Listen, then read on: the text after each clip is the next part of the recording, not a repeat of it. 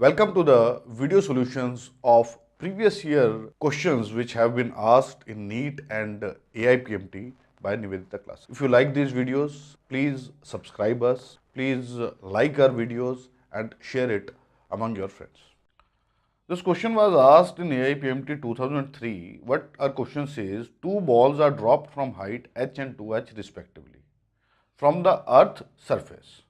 ठीक है, अर्थ की सरफेस से h हाइट पे एक पत्थर ड्रॉप किया, एक 2h हाइट से हमने ड्रॉप किया। हमें फाइंड आउट करना है the ratio of time of these balls to reach the earth. उन्हें अर्थ पे पहुंचने में कितना टाइम लगा, ये फाइंड आउट करना है। देखिए, अगर हम बात करें किसी चीज को ड्रॉप करते हैं और वो h हाइट जब गिरती है तो टाइम कितना लगता है, इसको हम कैसे निकाल सकते हैं?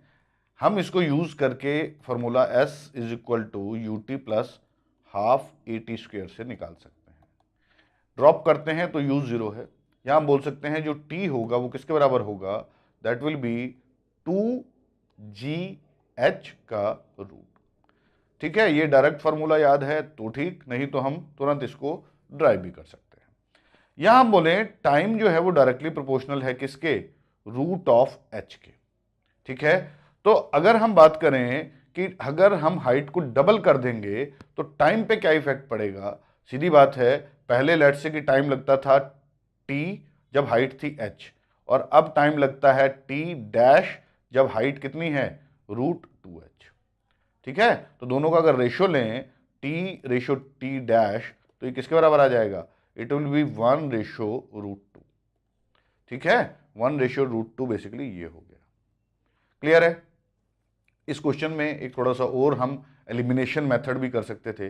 कैसे? हाइट डबल हुआ है तो टाइम बढ़ेगा, कम तो होगा नहीं, बढ़ेगा, इसका मतलब ये दो ऑप्शन तो कट जाती है हमारी।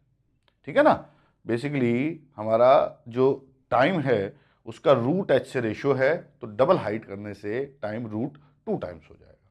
ये फर्स्ट जो है ये हमारा इस क्वेश्चन का आंसर हो गया। क्लियर?